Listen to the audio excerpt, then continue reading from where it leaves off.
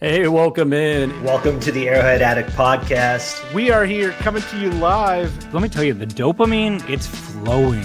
I am damn excited. Damn excited. We are so excited to be joining you guys tonight. Oh! Well, how you doing, man? Patrick. Will Sterling. Yeah. Super Bowl champion, two-time Pro Bowler, and Trent Green. Trent Green, how you doing? Hey, what's going on, guys? And he picked it up! He picked it up! He's gonna score!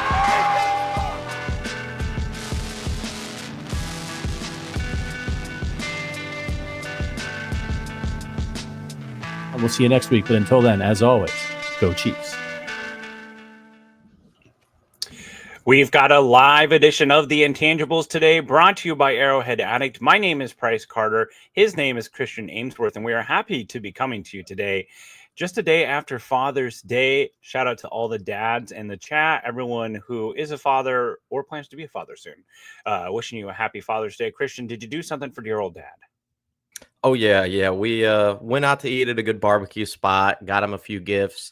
He's the type of guy that likes to buy everything that he really wants. So we hit him with that prepaid Visa Master. It's a super, super safe option. So he can get whatever he wants. And he really loved it. What about you? Well, I, as a father, had a fantastic Father's Day weekend because I was given something far better than money. I was given the gift of freedom. And my wife said, you have a bachelor party to go to Saturday night. Just go ahead and go. And it was actually awesome. My buddy is a general manager at a bowling alley that is closed early for us. And he said, hey, the tab, it's on me. So eat and drink all you want. And my God, yeah, dude. I'm not sure how much he regrets that or not, but I did not crawl into bed until about 2:30. It was a great time. I regretted it on Sunday, but I did not regret on Saturday. So it was a great Father's Day for sure. Freedom to do that is a blessing. Plus 150 or below 150 on the bowling? Oh, dude, my bowling, here's the thing. My first 3 or 4 bowls are my best of the night. Smooth, right down the middle, great velocity. Just like everyone's like, oh, damn, this guy's going to be really good. The rest of the night, it just gets worse and worse until like I'm struggling to hit anything. I start like overanalyzing everything. And then like, I don't know. I get way into my head. I'm not a good bowler. Also, Same here, dude. Dude, that's it's like that Always Sunny episode where he's like, where do you put your elbow when you're going to release? And then he just starts missing all the bowls. That's about how I am. Like I'll go a few and then I'm like, okay, let's lock in. We got to mine just gets worse as I go. I cannot explain it. It's frustrating. I wanted to ask you a question. I saw this question today. I feel like it's a good way to break the ice today. Are the Kelsey brothers the best brother duo in NFL history? Ooh, that's a good question. What are your thoughts on it before? Let me just start thinking of some brothers. Yeah, so I think that's where you start, right? Some notable ones here. The first and only brother tandem that is currently in the Hall of Fame is Shannon and Sterling Sharp. That's a pretty high bar there. I think the most notable one that a lot of people will first bring up is going to be Peyton and Eli Manning. Peyton Manning's already in the Hall of Fame. Eli did not get in on the first ballot here. But 2-time Super Bowl champion, defeated Tom Brady, 5-time MVP Peyton Manning. Some other names that Rondé and Tiki Barber. Rondé Barber is obviously really good. I don't think Tiki's making the Hall of Fame. Let's see, JJ and TJ Watt. There's another one. Did you know that TJ Watt can pass his brother this year in sacks, by the way? That really caught me off guard. TJ Watt's at 108 sacks right now. His brother is at 114. So it's pretty reasonable to think that he could pass his brother this year. Yeah, that's really surprising. I know he had a bunch of good seasons, but it seemed like JJ was like just the most dominant pass rusher of the league for like 3 or 4 years in a row. Yeah, man, the Watt brothers are really tough. This is TJ Watt, 7-time Pro Bowler, 4-time All-Pro, Defensive Player of the Year. He's got 1 Defensive Player of the Year. JJ Watt, let's see what he's got here.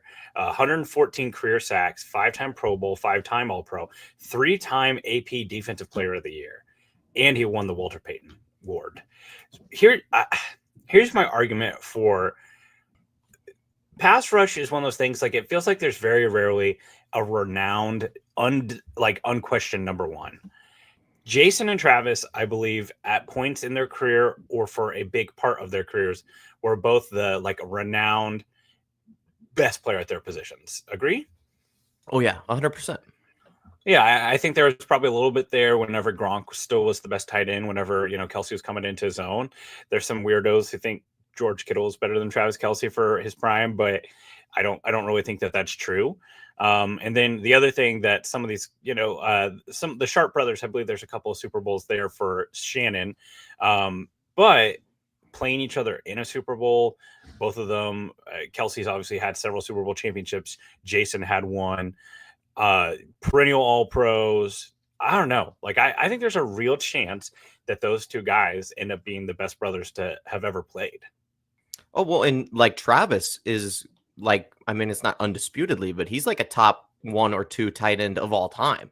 Like, and I think everybody kind of agrees with that up to a point. I think worst case, people will put him in their top 5, but there's not another tandem on there that has one of the players as, a potential top 5 player of that position all time, except for maybe Peyton Manning. But, you look at the playoff records and his performance down, like, towards the end of seasons, and I think you can make the argument against it. Yeah, 10-time Pro Bowl, 4-time All-Pro, 3-time Super Bowl champ, on the Hall of Fame all 2010s all-decade team for Travis Kelsey, playoff receptions leader and playoff touchdown leader in all NFL history. That's quite a resume. That's not done, by the way, right? He's still got a little bit to go there. The only tight end that's got more yards than him is Tony Gonzalez.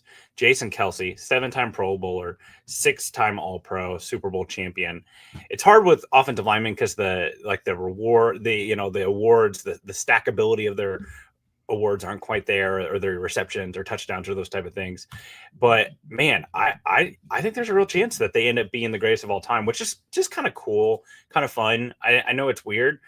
I think TJ and JJ both getting defensive players of the year is tough to beat, but that's a quarterback award for offensive players, right? Like Jason Kelsey never would have stand a chance at that. And like, even the best offensive player has gone to quarterback several times a year. Now it's kind of starting to shift to be the best non-quarterback, like Tyreek Hill's gotten it recently. But yeah, it's an interesting conversation. I certainly hope that that's the case. I think it's a really fun, just kind of quirk to have. And it just reminds me again of how crazy that was in 2022 whenever they played in the Super Bowl too. Oh yeah. Well, and it was super cool to see the Mama Kelsey thing with the double jersey. Like, if you're, if you were going to have 2 boys as a mother, like, it's kind of badass that both of them, top of their position, playing in a Super Bowl against each other. That's like, I don't know, family dreams, I guess. Yeah. Shannon Sharp almost has like the exact same resume as Travis Kelsey, 8-time Pro Bowler, 4-time All-Pro, 3-time Super Bowl champion. He's on an all decades team. So like very, very comparable players there. Let's check out his Sterling Sharp. Sterling was a beast for 1 or 2 seasons, and I think he had a neck injury that sidelined him for a while. But he's like one of the greatest tight ends or one of the greatest wide receivers of his time. I don't think he was ever like, top 3 at his position, but he had some insane one season, wonder type season. 5-time Pro Bowler, 3-time All-Pro, Hall of Fame. Mm-hmm. Finally, a productive, valuable Sterling to a team. We wouldn't know anything about that here at Arrowhead Addict, but it's good to see that there's actually a decent Sterling out there. Yeah, shots fired, dude. I mean, we're not even 10 minutes into this podcast. You're already throwing shade? Sorry, I'm still in 8-10 mode. Whenever I go on 8-10, me and Jason just pick on Sterling the whole time, which is funny because like Sterling's handsome, really talented, young, has everything going for him in life. Great physical condition, great college degree. So naturally, we just have to bring him down to our level. It's really all we have. But yes, we do love to make fun of Sterling. Okay. So real quick, we want to touch on something before we get to our main activity today. We're going to be kind of continuing our How the West Was Won series. Last week, we broke down the coaching staffs and the offenses of each position in the AFC West and ranked which team was the best, which team was the worst in the division. This year, we're going to be heading over to defense, and we'll finish up with special teams because special teams, it matters. It wins championships. But real quick, here at the Intangibles, we've been covering the stadium saga, for lack of a better term. That's probably the best way to describe it here, about as close as anyone at the website. And we wanted to check in on it. Have you seen the rampant, awful, terrible AI Facebook content that has been generated nowadays with just blatantly fake news. Have you seen this? Oh yeah, just in general, or specifically about the stadium, because I see it specifically all in the time. football. I've seen it in like sports specifically because that's what my Yes. algorithm is, right? Oh yeah, I think that's both of us at this point. I'm not looking at very I much saw one the California other day stuff. that was almost so good that I wanted to post it on Twitter, but I didn't want to because it's spreading the misinformation. By the way, like same thing, right? Those aggregator accounts that you hate, like Dov Kleiman and stuff like that, whenever you quote tweet them to rage bait and like engage in their crap, you're helping them. Don't do that. If you're gonna react to something that they do, screenshot it at least. Do not quote tweet it. But it was Joshua Uche. It was a picture. Somehow I think I got reading some Eagles post about the Super Bowl or something. So now it thinks I'm an Eagles fan. And it was a fake post about Joshua Uche coming out as gay and that he had a boyfriend and that they came out in public. I was like, this is not true at all. What? And like, all the angry reactions, all the happy reactions of people who are supporters, just terrible, terrible. The only reason why I bring this up is because there's some terrible, like, fake claims about the stadiums and what's happened recently. So let's set the stage here for a little bit about what's actually happening right now with the stadium. So in case you missed it, over the weekend, the Missouri Senate and House and Governor Mike Kehoe signed off on a stadium plan for Missouri funding.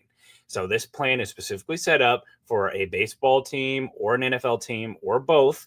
So no sneaking in here with an NBA team or something, to publicly fund up to 50% of a stadium, or stadiums, keyword there, that there could be two, right? So this issue has obviously been very, very complicated for a very long time. One thing that I want to set clear is the Chiefs and Royals are in very, very different places with the stadiums right now. The Royals, they could go anywhere. From everything that I have heard, they are behind the eight ball. They do not know where they are going. I'm not sure that they know what they want. The cards that are on the table for them is anything from Clay County to back in Jackson County in a downtown park. They could benefit from the Missouri plan that was just passed. They could go to the Kansas side. Something alluding again about how, like, you'll see people reporting things that are not accurate on this. A couple weeks ago, some of the key investors that own part of the Royals purchased the debt, which is, I mean, what a rich thing. Like, you want to talk about rich people things. Purchasing debt from someone else is just way up there, right? Like, I'm trying to get rid of mine, but I'll sell mine. I put it up for sale, man. Please come help me. But once we make it big, Price, I'll buy your debt for you. You have proof of that on camera now. I got you, big dog. By the way, I'm sorry, I'm very sidetracked today. Have you seen that people can finance like DoorDash orders now? Yes. Oh yeah. Shockingly, the company that started that is already like in debt. Like, who would have thought people who are willing to? I'm sorry if you finance your Wingstop and you're listening to this. I hope you make your payments on time. But yes, shockingly, that didn't go well. Allowing people to finance their Taco Bell at 2 a.m. I had a buddy that financed a margarita from I can't remember the name of the bar, but we were out drinking. He's like, I'm gonna make 4 payments of $4 to pay for this margarita at this restaurant, just as a joke. I mean, just absolutely insane. You can do that. I saw something that was like 80% of people don't pay those back, and it's like, yeah. What do you mean? That's not new. That's not, incredible knowledge to have received. The instant gratification that we live in of just like not having to pay for your Chipotle is just, it's unreal. Okay, back to the point at hand. The Royals, they bought the debt of the old Sprint campus on the Kansas side. A lot of people saw that and go, okay, here we go. Royals are going to Kansas. It's a done deal. My understanding is that process to foreclose on that property, which is basically what that they would have to do, I'm using it in kind of layman's term, would be years and years of legal battles that would, like, this is no sure thing whatsoever. And then that's not even to mention that, like, if you're familiar with that area, there is nowhere near the infrastructure to be able to handle 35,000 people or 15,000, the way the Royals are playing right now, people to go to a Royals game in the middle of the day or in the middle of the night, right? And they're all trying to leave at the same time. So that is not a sure thing. So if you see people saying Royals are going to Kansas, they're going to the Sprint campus, the old Sprint campus, that is not true. On the other hand of the side of the parking lot, our dear Chiefs, they are in a place where they are we basically know the locations. I feel pretty comfortable in saying this. You heard me mention being on Jason's show. Sports Radio 810 has done a great job of reporting on this. They are very, very confident and have reported that this is the situation. The Chiefs are either going to stay where they are in Arrowhead with the practice facility where it is, and that would be a renovation of $1.5 billion. If the Chiefs were to take and keep in mind that price tag has changed from what it was back when they were doing the 3/8 sale tax. So if you did not like the plan that was put out before, expect more if they do choose to do a renovated Arrowhead.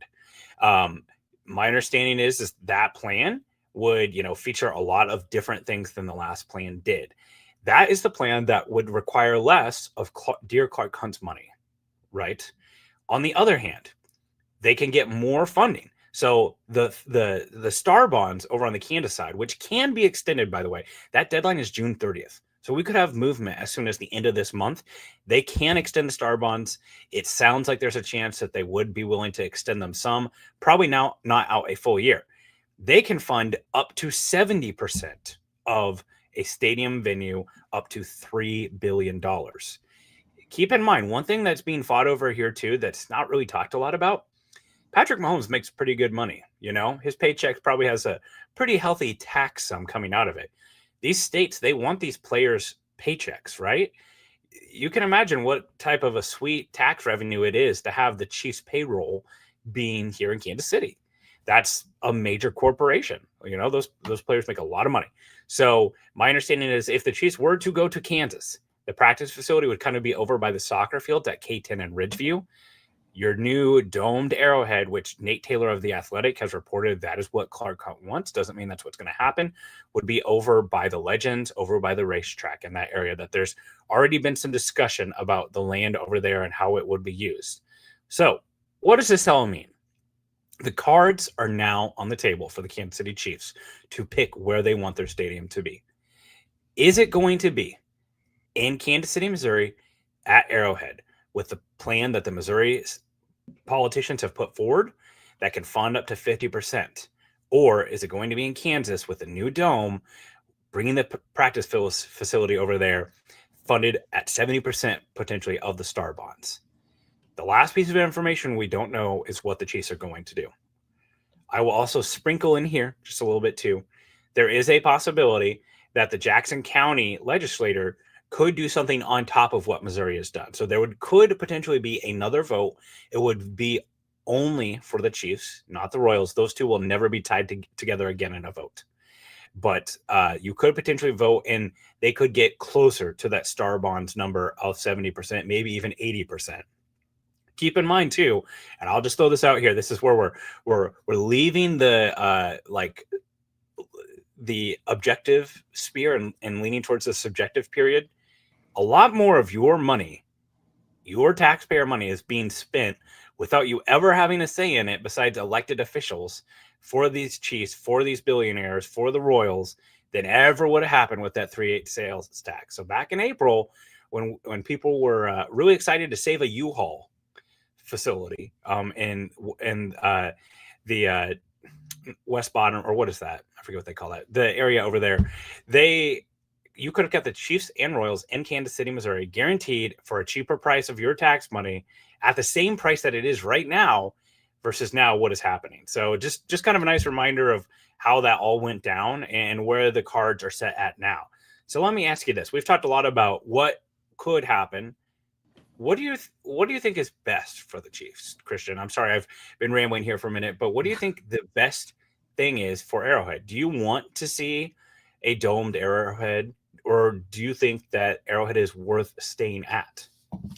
It's a tough situation, right? Because growing up, I went to Arrowhead all the time. That's where my love of the Chiefs comes from. I'm from the Kansas City area, born and raised. You go to Raytown, you sit in that parking lot, you get ready, you walk up the tunnel, or you walk up the ramp, and everybody's banging on the sides, and that's awesome. But if you're telling me Patrick Mahomes gets to stay inside, throw the prettiest passes he's ever thrown, and doesn't have to deal with all the weather, then, you start to interest me in the longevity of potentially the best player of any sport to come out of Kansas City in the history of its existence. So I think that if it were my personal decision, and I think Brett Veach kind of leans the same way here, I'd like to keep them in Missouri. I'd like a new stadium, and Legend sounds like the best possible spot. Yeah, man, it's tough. I completely understand. I was listening to a friend of the show, Matt Verderam, talk about this a little bit on his podcast earlier about how he has, he's an NFL insider. He does this for a living. He's traveled to numerous NFL stadiums, and he just says that Arrowhead is just one of those places that there's not another. There's nothing like it. And the idea of that's one thing that I forget is that we're going to drive by an empty parking lot one day and be like, that was where Arrowhead was. Like, it's almost ominous to think about. But I will say, I think what is best for the city of Kansas City and the Kansas City metro area is a dome stadium. I know a lot of okay, cool, you get one Super Bowl. Man, I cannot tell you. I was listening again, shout out 810, all the great programming that they do. They were interviewing someone who's on the sports commission board talking about the World Cup coming here to Kansas City. And a massive amount of people. There was like 70,000 people, 70,000 people that were traveling with the Italy team last year. The entire World Cup, just fans. That's like an entire Arrowhead just full of fans from Italy. And you're going to have several World Cup games here in Kansas City. It cannot be stated enough how big of an impact it could be for Kansas City to have Final Fours, to have college playoff games, to have a Super Bowl, to have all those things come to Kansas City. I understand that a lot of people are very sentimental about Arrowhead. You can build a new parking lot. It will still smell like what makes Arrowhead is the fans. It's us. It's podcasts like this, and it's the players. Arrowhead was a place full of sadness until Patrick Mahomes showed up and started winning playoff games. Other than that, it was great people making great food in a parking lot and tailgating. Arrowhead will still be really loud. A new Arrowhead will be just as loud because the fans will still be there. That parking lot will still smell just as sweet with all of your great food that's being smoked. People out there the night before or 24 hours before kickoff waiting for the gates to open. All that thing can still exist over there. I think it's what's best for our economy here in Kansas City. And I think that as we just kind of hopefully continue to see this ascension of the city as being a major league city, as a city that can host World Cups and NFL drafts, that this is the next step. And, you can go see Taylor Swift in the middle of January and not have to worry about it being too cold. You can watch a Chiefs game without having to have fingers and toes amputated because it's so freaking cold. Oh yeah, well, in the politics of it too, there are so many pluses to that as well. I mean, it's like let's say you're conservative leaning in the Kansas City area. It's like you support small businesses. Like that many people coming in from the World Cup will support the small businesses around the area. If you're looking at tax dollars, maybe you're more liberal leaning and you're like, hey, I want more funding for our local schools. I want more funding for these other places. You get all that extra revenue from people coming in, spending, being taxed on their money and putting that into the government. It's like to me, this is a win-win situation. You get a new stadium, you get all this extra revenue. Missouri becomes a wealthier and wealthier state. It just kind of helps everybody out throughout the entire way. So, I mean, as much as I love Arrowhead, I just look at all of those pros and I'm like, guys, I mean, I've never been a super sentimental person anyway. So it's like, let's get a better and better version. But to me, it's just a no-brainer. Like, yeah, let's get it. We love Arrowhead. We'll always remember it. I'll have some of my fondest memories with me and my father going to these Arrowhead games in Arrowhead in the blistering cold. And that's what they'll. Oh, Christian might have froze up there. We'll try to work to get him back, but totally agree with what he's saying. The stadium issue, it's a unique issue. So if you've got an opinion about the stadium issue, I want to hear about it. So put it in the chat, put it in the comment section. What do you want to see happen? Like, let's remove the politics from it, from a little bit of giving billionaires money. You can share your opinions about that later, but what do you want to see the Chiefs playing at in the future? I'm interested to see where people are at with this. So let's go ahead and transition to our last activity here for the day.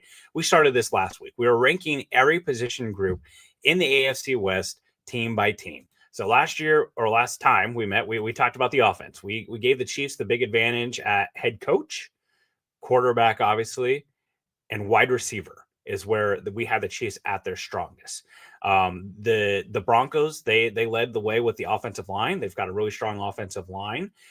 We gave the Chargers the best running back room with their combination of the talented rookie Marion Hampton and also having that high floor of Najee Harris. Tight end room, we let Brock Bowers from the Raiders kind of take the day there at the tight end position. So now we're headed to the defensive side of things. We're going to take a look at this, and I think, personally, we've talked about this on the show quite a bit, that we think that the Chiefs might actually have the strength on the defensive side of the ball.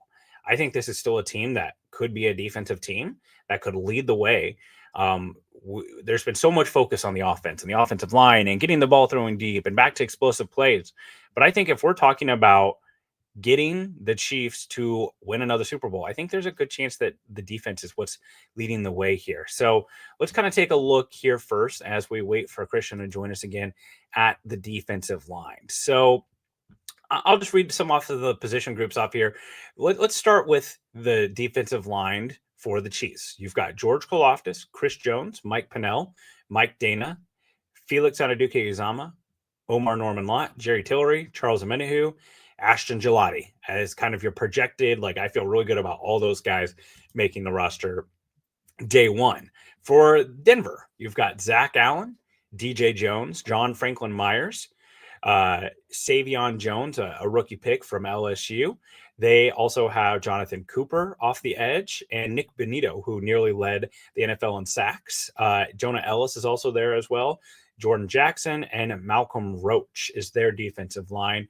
Over on the Chargers side, we have Deshaun Hand, Tierra Tart, Otto Adebagania, Tuli Tuipulotu. They're challenging me here with these names. Of course, they've got Khalil Mack, who's on the back half of his career. They have also got Bud Dupree, who they extended recently. Kyle Kennard is a rookie pick. Jamari Caldwell is a rookie pick from Oregon. And that's most of the Chargers defensive line.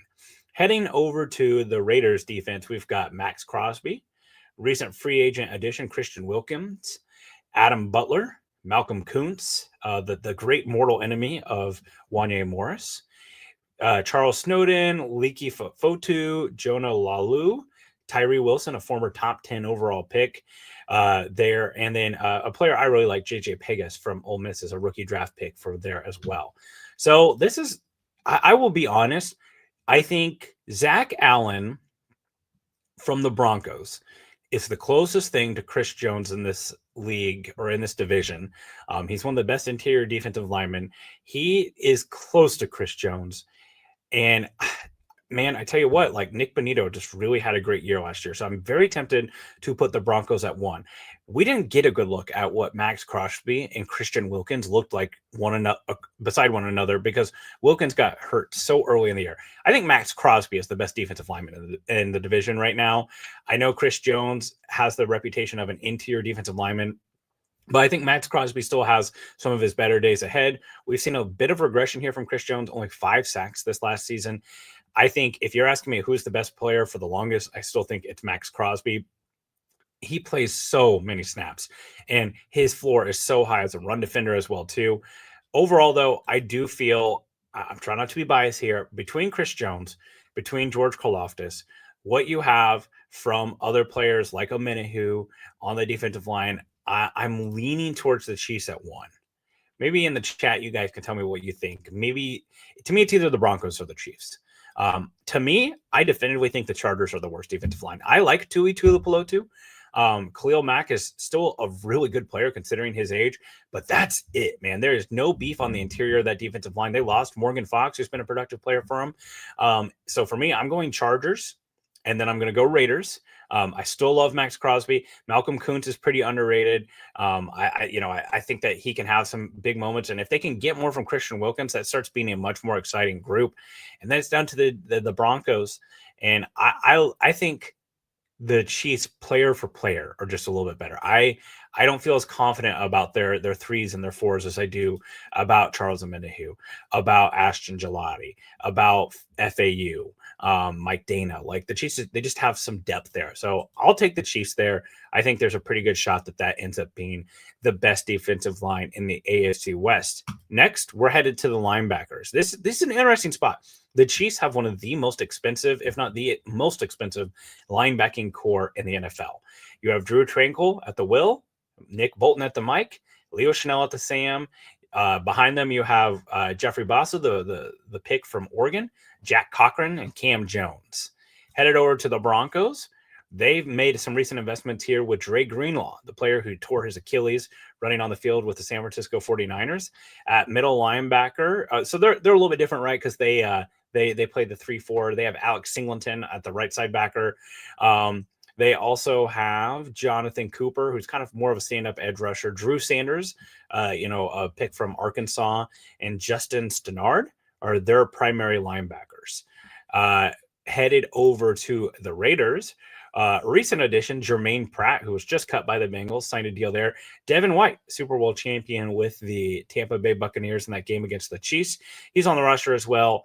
Landon Roberts is their starting middle linebacker. He's a rookie from Pitt. They also have Tommy Eichenberg.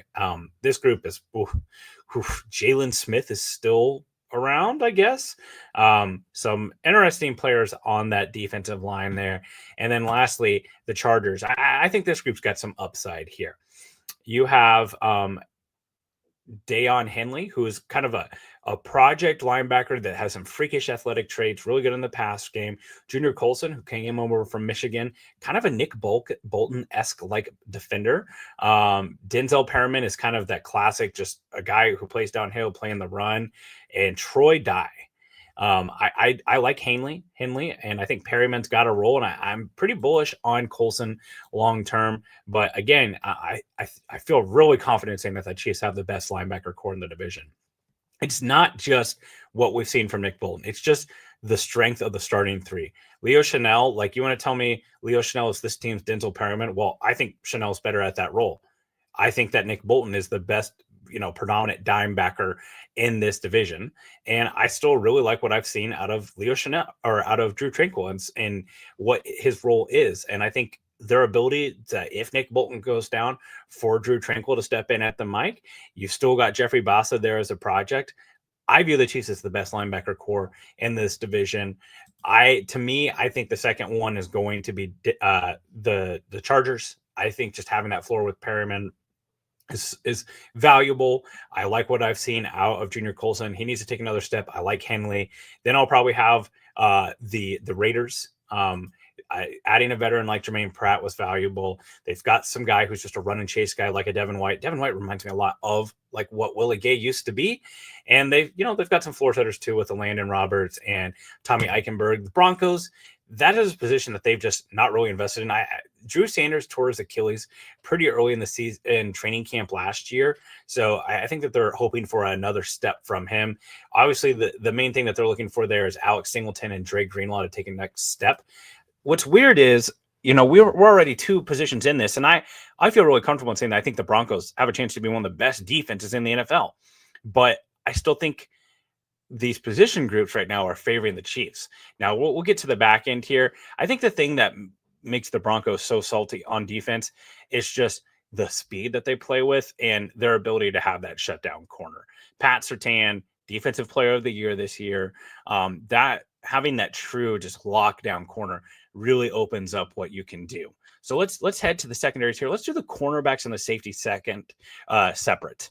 So at cornerback, your Kansas City Chiefs, Jalen Watson, Noel Williams, Najee Johnson. They have Christian Fulton, Joshua Williams, and the nickel, Trent McDuffie, Chris Roland Wallace. The Broncos, reigning Defensive Player of the Year is Pat Surtain, Damari Mathis. They have Riley Moss, who played really well at the other cornerback, Chris Abrams-Drain, a Missouri product, and Josh Pickett, who is a new player, and then Jahdae Barron, a player that we really loved on this podcast, a rookie from Texas in the nickel, and Jaquan McMillan, who was a good player in his own right last year. Headed over to the Raiders. This might be one of the worst position groups in the NFL. No No lying about this. Jacorian Bennett, Demarcarian Richardson, Eric Stokes, Darian Porter, and the nickelback Darnay Holmes and Sam Webb. These are not auto-generated names. I am not making these names up. These are real NFL players who are playing and covering Rashee Rice, Xavier Worthy, and Hollywood Brown being thrown to by Patrick Mahomes. Godspeed to you, Raiders, and that position group. Lastly, the Chargers at cornerback. We have Dante Jackson, Dean Leonard. You have Cam Hart, a player I really liked from Notre Dame. Benjamin St. Juste, who is a free agent addition. In the nickel, they have Tareeb Still, who had a really good rookie year, and Jasir Taylor. To me, it is very clear the have and have-nots in this. I feel pretty comfortable with the combination of Riley Moss, reigning defensive player of the year, and Pat Surtain. And then I am super bullish on Jahdae Barron being brought in. That is nasty, nasty, nasty. So I'm putting the Broncos at 1. That is a great tandem. I think that is going to be a fierce secondary. And it's very clear to me the Chiefs at 2. They have the best nickel player in the division, the second best corner in the division, only behind Pat Surtain with Trent McDuffie. And they still have the upside of a Christian Fulton. They still have what they've seen from Jalen Watson. And you've got some nice plays there with Noel Williams as well, too. Then it really starts getting murky. I mean, like I said, I think the Raiders have the worst cornerback room in the NFL. If not, it's dang close to it. So Chargers at 3, Tareeb Still, Cam Hart. They need to kind of continue what they showed last year. I'm honestly surprised that they let Fulton walk. I thought that he was a nice addition to that group. But Raiders, their secondary could potentially be one of the worst in the NFL this year, bar none. Lastly, we go the safety group. This is the safety group. It's one of those that I think what the Chiefs did this year, that it's something that we've not seen them do. They turned down Justin Reed, which isn't that surprising. We've seen them do that with Tyrann Mathieu. We've seen them do that with even back in the old days when they had Eric Berry. They walked away from a big name safety. What's different this time is they don't have a guy who came in as a veteran presence behind them. They're putting a lot of value into Jaden Hicks. He's been a very frequent guy that we've talked about as far as a breakout candidate for this coming year.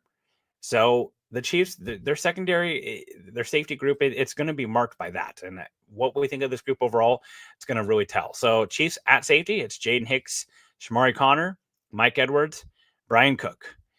For the Broncos, Telefanoa Hufanga, former All-Pro safety from San Francisco, comes over. PJ Locke, Devon Key, who was on the Chiefs roster at one point. Brandon Jones, Los Angeles Chargers, Derwin James, RJ Mickens, Elijah Molden, Haloi Gilman. And for the Raiders, you have Jeremy Chin, who was on the Commanders last year, a draft pick by the Panthers, Isaiah Polomowo, and Lonnie Johnson Jr. So really not a lot there. I feel pretty comfortable that the Chiefs are definitely not the worst safety group here. They've got a lot of experience, a lot of guys who played a lot of snaps under this.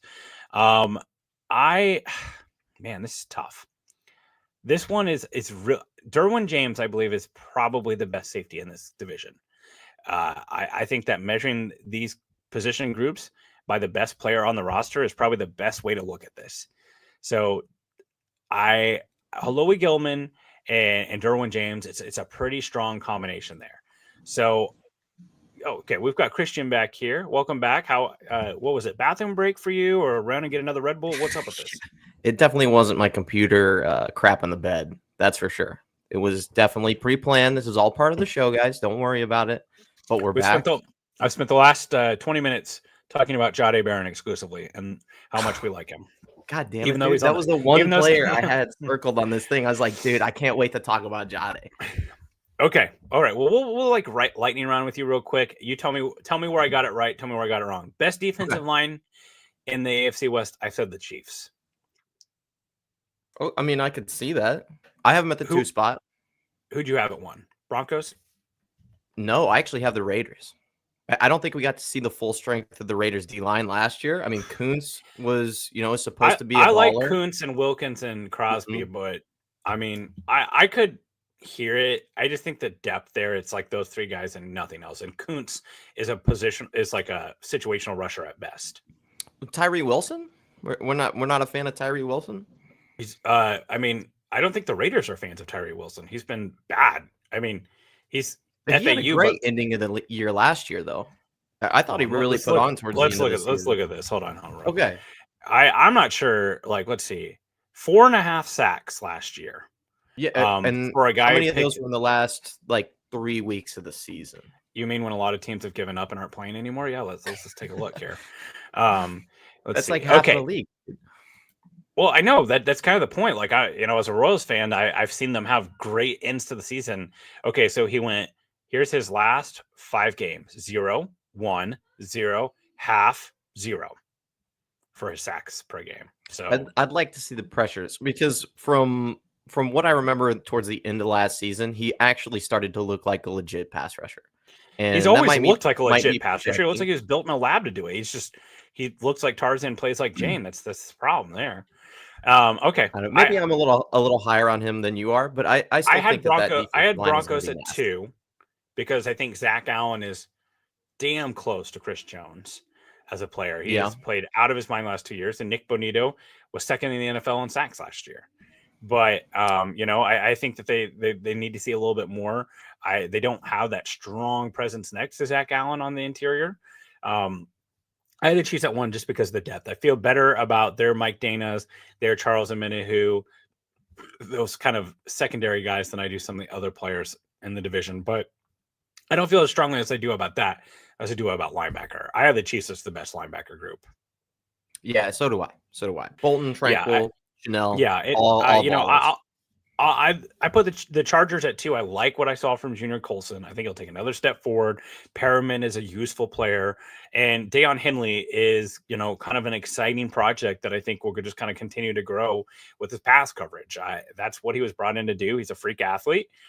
So I had them at 2, and then I just kind of flipped a coin between the other 2. I think Pratt brings a nice floor to that Raiders room recently. So I had the Broncos at 4th. But that's not, that defense is not really set up around the off-ball linebackers as much as some of the others are. I was going to say, so how I have my rankings for the D-line is I didn't include like Nick Bonito or Khalil Mack as guys, because I see them as on-ball linebackers. If you look at their scheme, they run a 3-4 instead of a 4-3. So they have 3 down linemen and then a guy who likes to rush off of the edge that's like a hybrid linebacker, like your Khalil Macks, like your Joey Bosa, that type of player. So I actually have for linebackers the Broncos a little bit higher than you do. But that Drake Greenlaw injury, I think, is gonna really set him back. And and I've heard mixed report around that. I think that it sounds like he will probably be able to play. Like, he's not I think so too. You have major concerns with a player with that, those types of injuries that are that. And that's been a track record with him too, right? Yes, yeah. But yeah, then Chargers, then Raiders at the 4 spot for me. I just don't see the depth. I don't see the starting caliber players. They have Devin White, who used to be a stud, and now, but he's a Kyle Shanahan linebacker. Like, of course, he looked incredible when he was in San Francisco. Now, or he was with the Bucks, right? He was with the Bucks, yeah. Yes, but he's kind of a C chase type of player, like that. He's not been good when he's been asked to think much. So that could be part of it too. All right. Corner. I felt very confident saying that the Broncos have the best cornerback room in the division. Yeah. Not close. Defensive player of the year. Riley Moss has been really good last year. And then, oh, by the way, they bring in Jahdae Barron, which is going to be very nasty. Who's Jahdae Barron? Yes, it's a little player that we like to talk about. Yeah. And then I had at the next spot, I had the Chargers because I like what I saw from Tareeb Still, Cam Hart. Raiders might have the worst cornerback room in the NFL, bar none. Yeah, I agree. It's terrible. Now I swapped. I went Chiefs in the 2 spot there just because I think Christian Fulton, when he plays, is very good. And I think he fits in the scheme perfectly. And you pair him up with Jalen Watson on the outside and allow Trent McDuffie to go back to the slot. I think that is an insane upgrade. Yeah, it's huge. And, I think the Chiefs are very clearly too, with the upgrade of Fulton. And like you said, safety is where I got really hung up. I don't know how to do it. Like, Derwin James, I think, is the best safety in the division. Am I crazy for still being pretty high on just the Chiefs floor at that position with Cook, with Connor, with Hicks all returning? They also bring back Deion Bush. I like their floor a lot more than some of the other safety rooms in the division. Where do you have them ranked, the Chiefs? I was thinking 2. I feel like Really? the Chargers 1 and Chiefs 2. I don't know. I just don't feel that great about any of the other groups. So I'm with you with the Chargers. I think Derwin James is a stud. He's one of the best safeties in the league still.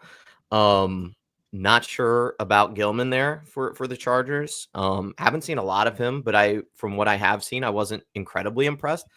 I've actually got the Raiders at the 2 spot. I love Jeremy Chin. Like we talked about Nick I Amendola. remember you did really like Jeremy Chin. Yeah, I think it's going to fit in interesting with that defense and kind of the Seattle way that it was, and that was the player that a lot of people thought that Emanwari was going to be like. So the fit there makes sense. Everybody was clamoring about Emanwari in the draft, and like he's going to be a stud. He's super athletic. He's super tall, super fast, super strong. It's like, yeah, that's his upside. Everybody was projecting was Jeremy Chin. So Jeremy Chin is that same type of player, super athletic, super strong, fast, big. He's the DK Metcalf of the safety room. I love him as well. And then I have the Chiefs at the 4 spot. I don't think Hicks has proven enough. I think Cook has had good stretches, not great. So, I mean, it's a very, very like low floor, high ceiling, position group. I don't think I can go there with that. I mean, you've seen good play. Like, you realize whenever Brian Cook got hurt for the Chiefs a couple years ago, and why can't I think of his name? Not Deion Bush. Hold on, I've got the roster right in front of me. Whenever Mike Edwards stepped in, he played 100% of the snaps on defense for the Chiefs, throughout the playoffs. Like, this is a guy who has been a really productive player for them, and had a knack for the turnover too. Like, I can't go forth. I don't see it with the Raiders. To me, I would have the Chiefs at 2. So, what are your thoughts on Hufanga then? I think he's an all-pro player when he's healthy, and that's not often. Okay, good. I agree with you. He's a great player when healthy, and that just hasn't been as often as I think the Broncos would like it. And clearly, that's why he was on the free agent market to begin with. Yeah, all pros don't hit the free agent market very often. Yeah, and I mean, they can bring back Justin Simmons, who's still a free agent, I believe. So, I mean, it is possible for them to, bring something to help out the back end. But Brandon Jones, I don't think is anything special. I don't know, man. I just see so much. Like you talk about, especially the last time we did this last week. The number 1, who's the top guy in that room? Because I think that really sets the floor of the room. If you've got a bunch of number 2s or a bunch of number 3s, like, you're not going to be great. If you have a stud and a bunch of number 3s, you're going to be pretty good. I just don't think the Chiefs have that. Like, we hope Hicks is that. We have no idea. And we know Cooks isn't that. And that's where I get hung up. Yeah. I'm more about measuring the room on its floor than I am its ceiling, honestly, because I think defense, especially as a weak link system, and being able to, measure this team by what the worst it could be is probably important, and probably what matters most, more than just like who's the splashiest player. Because you can have one guy and a bunch of nobodies, and it really suck. Yeah, it's true. So, okay, let's go to special teams real quick. So, special teams, it matters. Kicker, Harrison Butker for the Chiefs. Matt Araiza is the punter, although it sounds like we could have a new punter in Kansas City here pretty soon. The Chiefs usually don't bring 2 punters to St. Joe. So Eddie says Blackie is another punter that they've brought in to compete with them. There's a pretty good chance that, maybe he ends up making the roster. Matt Araiza has not had the strongest of seasons last year. For the Broncos, they've got their punter Jeremy Crashaw. They have their kicker Will Lutz. Their main kick returner is Marvin Mims. I guess I should remember kick and punt return. Marvin Mims is definitely a factor in that. Raiders, they have Daniel Carlson as their kicker. Their punter is they've got Tommy Millott labeled as their punt returner. That's exciting. I liked him. And then AJ Cole, very good punter for them. Chargers, they've got Josh, what is his name? Cameron Dicker And then their punter is J.K. Scott. Harrison Butker's the best kicker in the division, but this is actually a pretty good kicking division. Like Will Lutz has been a pretty good kicker historically. So is Daniel Carlson.